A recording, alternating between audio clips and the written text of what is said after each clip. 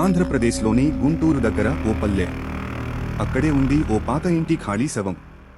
7 అడుగుల లోపల అడుగు పెడితే ఆడగలిగినవాడు ఈ ప్రపంచానికి చెందడు అనేది గ్రామస్తుల నమ్మకం. ఒకరోజు ఓ యూట్యూబ్ బ్లాగర్ కంటెంట్ కోసం ఆ ఇంట్లోకి అడుగు పెట్టాడు. గేటు తానే తెరుచుకుంది. తలుపు ఆడకుండానే తెరుచుకుంది. గదిలో అడుగుపెట్టిన కొద్దిసేపటికే ఆకాశంలో చిలిపిగా నవ్వినట్టు ఓ పిల్లల గిగిలి నవ్వు వినిపించింది. వాడి మొబైల్ కెమెరా ఆటోగా ఆన్ అయింది. రాత్రి వీడియో చెక్ చేస్తుండగా స్క్రీన్లో ఓ బొద్దుగా ఉన్న చిన్న పాప కనిపించింది. నువ్వు కూడా నాకు స్నేహితుడవుతావు కదా అని చెప్పిన ఆ ఒక్క మాట వాడి హృదయాన్ని నిలిపేసింది. ఆ రోజు తరువాత వాడి కెమెరాలో ఏ వీడియో ఆ పాపే చివర్లో మెరుస్తూ ఉంటుంది.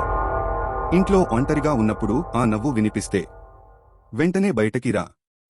ఇంకా ఆ ఇంట్లో ఆ చిన్నారి ఆటలే ఆగలేదు.